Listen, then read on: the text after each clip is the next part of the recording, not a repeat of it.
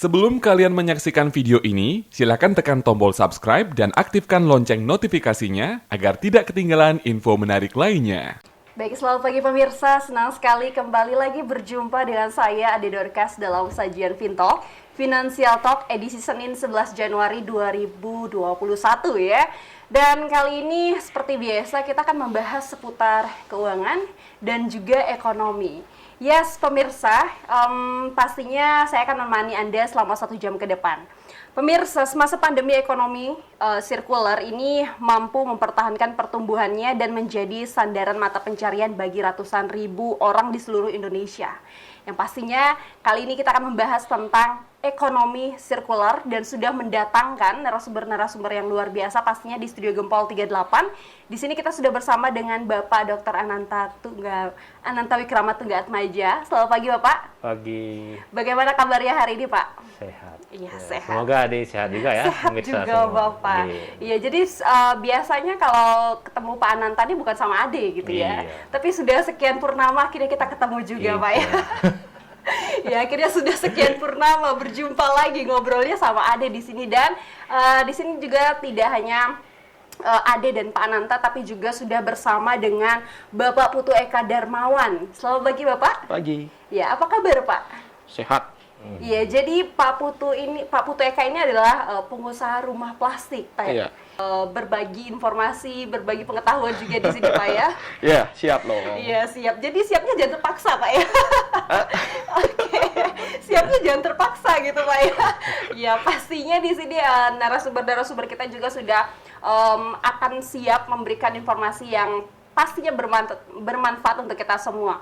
Ya, seperti yang sudah Ade sampaikan tadi bahwa topik yang akan kita angkat kali ini yakni ekonomi sirkular. Jadi kalau bicara tentang ekonomi sirkular ini sering sekali dipandang sebelah mata oleh kebanyakan orang yang padahal kalau kita tidak kalau itu diteliti dan itu ditelisik lebih dalam lagi, penghasilan yang didapatkan itu wah luar biasa dan ini memiliki dampak yang luar biasa sekali. Jadi biar nggak berlama-lama gitu penasaran sebenarnya apa itu ekonomi sirkular, langsung aja tanya dulu ke Pak Ananta sebelum ke Pak Eka ya. Kita tanya Pak Ananta dulu. Jadi Pak Ananta bisa dijelasin sebenarnya ekonomi sirkular itu apa sih Pak? Jadi ekonomi sirkular itu sebuah antitesa ya dari ekonomi linier gitu ya. Jadi kalau biasanya kita mengenal katakanlah sebuah proses produksi itu kan dimulai dari proses produksi, pemasaran, barang selesai dipakai, dibuang gitu kan. Nah, kalau ekonomi sirkular itu mengandaikan proses ekonomi itu seperti lingkaran gitu yang akan ya terus bergulir gitu. Jadi produk diproduksi, kemudian dipakai, setelah dipakai kalau dalam konteks ekonomi sirkular diharapkan untuk bisa didaur ulang dan dipakai kembali gitu. Jadi didaur ulang itu dalam bentuk yang baru atau dimanfaatkan oleh pihak lain yang bisa membutuhkan itu. Jadi ini merupakan sebuah antitesa dari sistem ekonomi linier yang selama ini kita pahami gitu. Oke, jadi tadi habis manis sepah dibuang, biasanya gitu Pak ya? Iya, jadi betul. biasanya habis manis, habis dipakai barang-barangnya udah sampainya dibuang aja. Tapi ekonomi sirkular ini beda gitu Pak ya, tapi ini terus didaur, apakah seperti itu Pak? Ya, jadi utamanya adalah ekonomi sirkular ini mengupayakan agar barang itu lebih lama dipakai gitu, sehingga ketika kita membeli barang diharapkan membeli sesuatu yang bisa lebih lama dipakai. Kemudian ketika kita akan menggantinya, kita mengganti dalam konteks memang kebutuhan untuk diganti gitu. Dan setelah diganti diharapkan barang itu bisa didaur ulang kembali gitu. Jadi tidak seperti ya ekonomi linear yang selama ini kita pahami ya. Kita selalu memberi barang, kemudian meskipun kadang-kadang tidak kita perlukan gitu. Kemudian ketika setelah habis masa pakainya kita buang begitu saja. Nah, ini juga tidak semata-mata terkait dengan aspek bagaimana kita memanfaatkan barang, tapi terkait juga dengan bagaimana memanfaatkan sumber daya untuk memproduksi barang-barang tersebut gitu. Jadi ketika ekonomi linier tidak mempertimbangkan aspek sumber daya itu, ekonomi sirkuler sangat memperhatikan, sehingga konsep utama dari ekonomi sirkular ini adalah untuk mengurangi seminimal mungkin pemanfaatan sumber daya dari alam di sekitar kita, sehingga ketika kita memanfaatkan barang benar-benar dimanfaatkan dengan bijak. Kalaupun seandainya sudah selesai dipakai, barang ini bisa didaur ulang, sehingga produksi barang yang baru tidak memakai sumber daya alam yang baru gitu, tapi bisa memakai sumber daya yang merupakan ya sesuatu yang sebenarnya sudah kita buang gitu. Oke, jadi ini nampak gitu Pak ya perbedaan antara ekonomi linear dengan ekonomi sirkular gitu Pak ya. Betul. Iya. Pak, jadi sejauh ini Pak di Indonesia ini bagaimana sih Bapak melihat ekonomi sirkular ini? Sebenarnya ya Indonesia sudah memasukkan ini dalam rancangan pembangunan jangka menengahnya ya. Jadi kita sudah bisa lihat di sana bahwa salah satu paradigma dari pembangunan Indonesia itu kan sebenarnya pembangunan yang berkelanjutan gitu. Sehingga dapat dilihat sebenarnya ekonomi sirkular ini adalah sesuatu yang inline dengan kebijakan pembangunan ekonomi kita. Kalau kita baca data dari Bappenas ya, maka diharapkan tahun 2030 ekonomi sirkular ini bisa kemudian menjadi sektor ekonomi yang penting gitu. Saya kutip beberapa data ya. Ya, diharapkan nanti pada tahun 2030 ini sistem ekonomi yang berkelanjutan ini dapat mengurangi sampah hingga 21 sampai 54% gitu. Jadi ini luar biasa gitu, sehingga diharapkan nanti pada tahun 2030 itu kita bisa mengurangi sampah. Kemudian efek rumah kaca gitu ya. Jadi mungkin kita seringkali dengar ya bagaimana bumi ini mengalami pemanasan global karena kemudian sumber daya alam banyak dikeruk gitu. Ini diharapkan nanti pada tahun 2030 bisa menguranginya hingga 7%. Nah, selain itu ekonomi sirkular yang kalau dalam catatan BPS itu dimasukkan dalam dua kategori, yaitu pengolahan air dan sampah ya. Itu dua. Itu nanti diharapkan pada tahun 2000 itu mengurangi pemanfaatan air sebesar 5% gitu. Jadi ini dari aspek lingkungan tampak nyata bahwa sebenarnya pemerintah melalui rancangan pembangunan jangka menengahnya sangat berusaha untuk mewujudkan apa yang disebut sebagai ekonomi sirkular. Ini juga tidak terkait dengan semata dengan aspek lingkungan ya, karena ini juga memiliki potensi ekonomi yang luar biasa. Karena diharapkan nanti dari data Bappenas itu pada tahun 2030 ekonomi sirkular dengan beberapa sektornya tadi bisa menyerap hingga 4,4 juta tenaga kerja tahun 2030, dan ini merupakan jumlah yang luar biasa bagi perekonomian karena diproyeksikan itu mencapai 598 triliun atau 2,3% dari jumlah perekonomian pada saat itu di tahun 2030. Tentu saja untuk mencapai itu di tahun 30 pemerintah terus akan memiliki kebijakan yang mendorong ke arah sana gitu. Oke, jadi sejauh ini Pak ya kalau kita melihat ekonomi sirkular ini sebenarnya adalah hal yang wow, dampaknya itu luar biasa gitu betul, Pak ya. Betul. Jadi kalau tadi Bapak juga sempat bilang akan mengurangi pengangguran dengan perekrutan banyaknya tenaga kerja yang pastinya akan dibutuhkan. Jadi ketika tempat-tempat lain atau bentuk-bentuk usaha lain, sorry to say, maksudnya itu mengurangi tenaga kerja karena sudah mendatangkan mesin atau segala macam gitu Pak ya. Tapi di sini masih membutuhkan gitu ya Pak ya. Ada banyak lagi jumlahnya malah yang diperlukan. Dan juga tadi oke, kita bicara tentang penghasilannya itu wow gitu ya. Ini sebenarnya langsung tergiur nih. Jangan-jangan nanti semua pindah ke sana gini ya. Itu proyeksi tahun 2030 ya. Tapi kalau kita lihat saat ini juga sudah menunjukkan tanda-tanda seperti itu, karena dari data kita bisa lihat di triwulan ketiga tahun 2020 pertumbuhan dari sektor ini yang diwakili pengolahan air dan sampah tadi itu bertumbuh 6,04% gitu. dan ini bisa menyerap kurang lebih 500.000 tenaga kerja. Jadi ini merupakan sebuah sektor yang jika sektor lain ya mengalami kontraksi gitu ya, bisa kita lihat bagaimana pariwisata, kemudian industri pada umumnya itu mengalami kontraksi, bahkan kita juga mengalami pertumbuhan ekonomi yang negatif ya.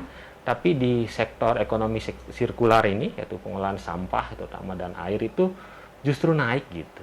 Terjadi peningkatan pertumbuhan dibandingkan triwulan yang sama, triwulan ketiga di tahun 2019 ya, itu terjadi peningkatan sebesar 6,04%. Tentu saja ini sebuah kondisi potensi yang tidak bisa dipandang sebelah mata gitu.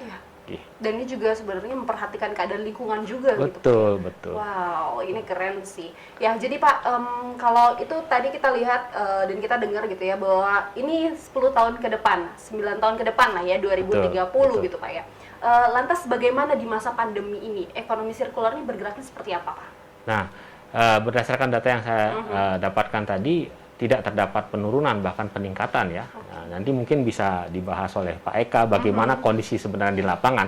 Karena saya meneropong dari data yang dirilis oleh BPS. Tentu saja ini merupakan data yang bersifat makro ya di seluruh Indonesia. Nah, nanti mungkin Pak Eka bisa menjelaskan bagaimana sih sebenarnya kondisi real di lapangan gitu. Sehingga kita tidak bicara hanya sebatas data, tapi merupakan hasil pengamatan empirik dari pelaku sendiri gitu.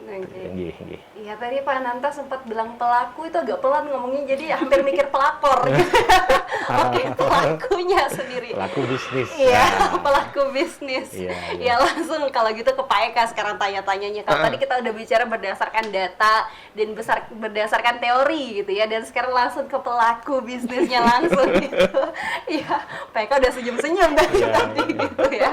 Iya, Pak Eka selaku pelaku usaha di bagian ekonomi sirkular ini, sebelum bertanya lebih jauh gitu ya, mau tanya dulu apa sih yang melatar belakangi Pak Eka kenapa mau menekuni bisnis ini?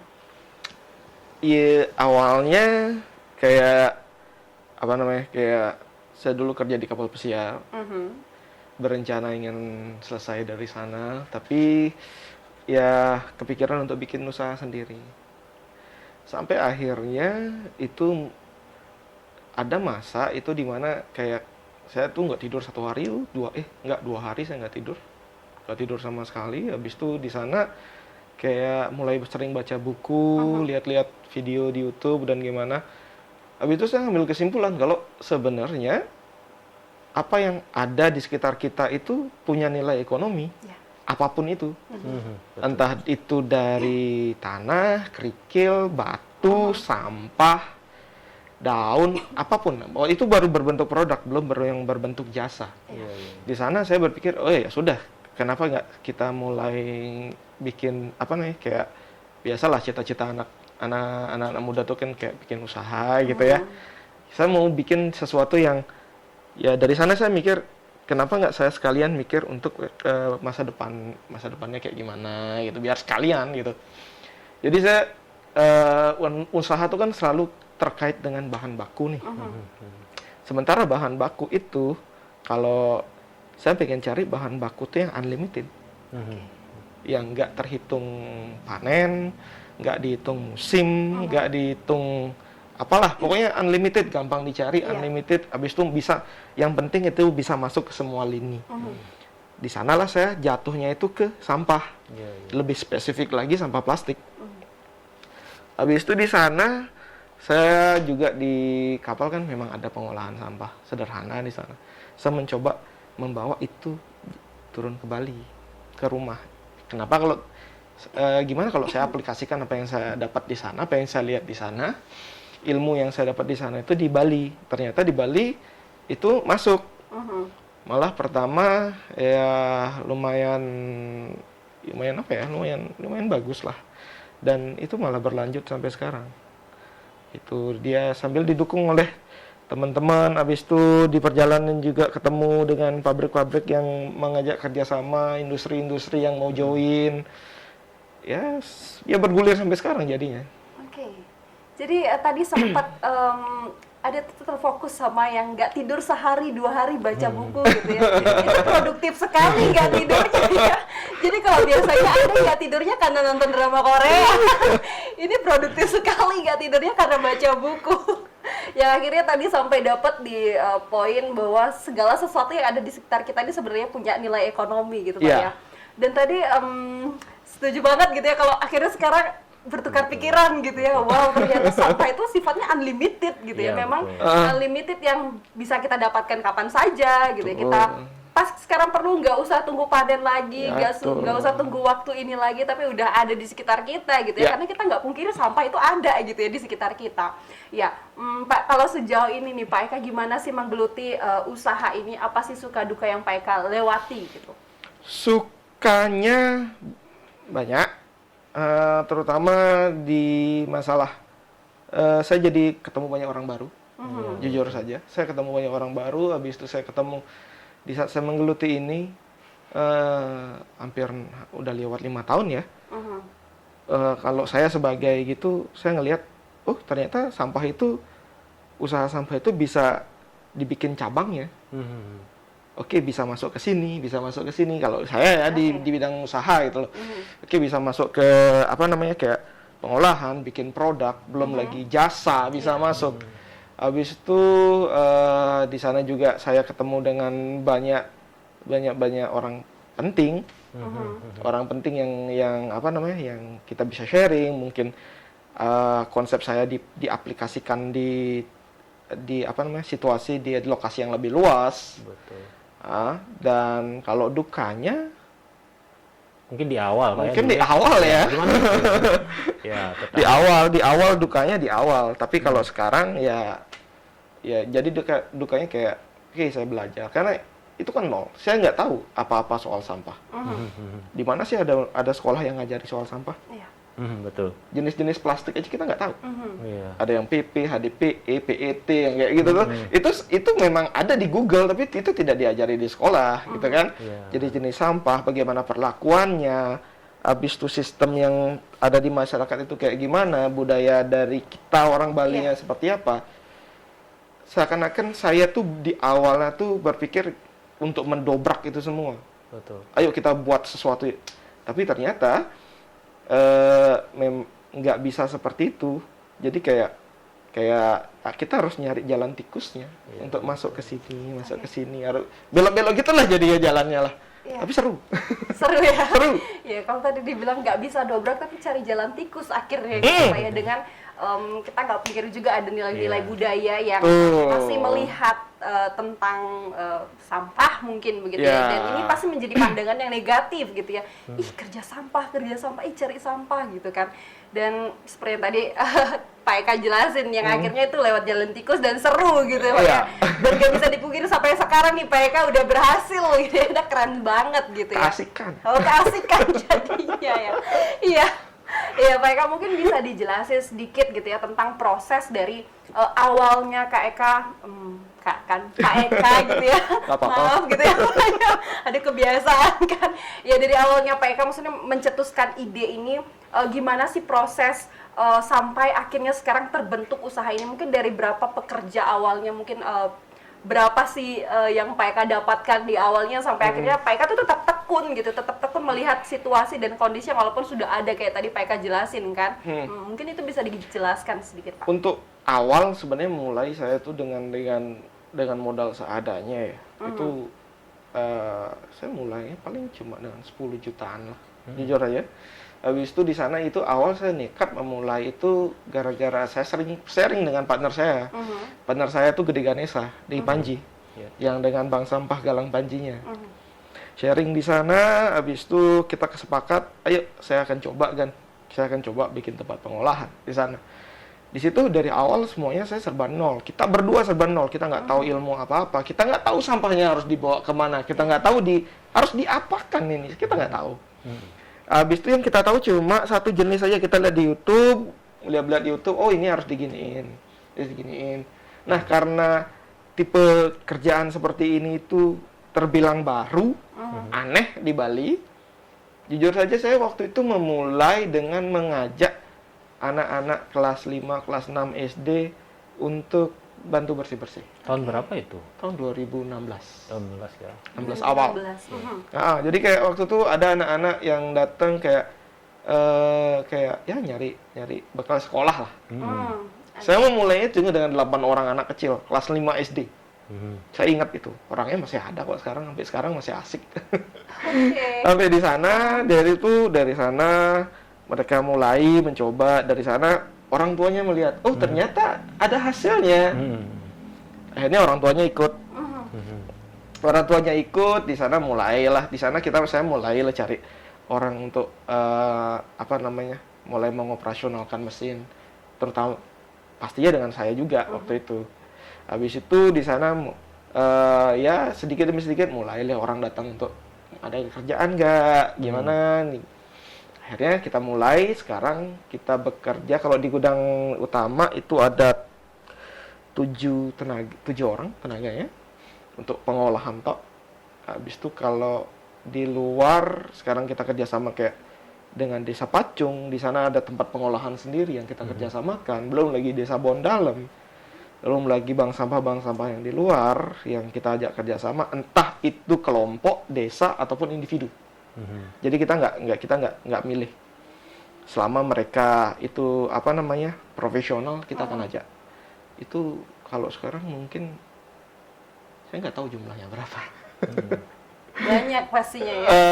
Ya itu dah. Jadi berkembang sampai sekarang lah kayak gitu. Sampai saat ini kita juga berusaha membuka gudang terminal daur ulang juga di Tabanan juga sedang on progress untuk daur ulang juga. Jadi awalnya tadi ngajak anak-anak SD gitu kelas 5, kelas 6 SD. Nggak nyari yang udah gede gitu Pak sekarang.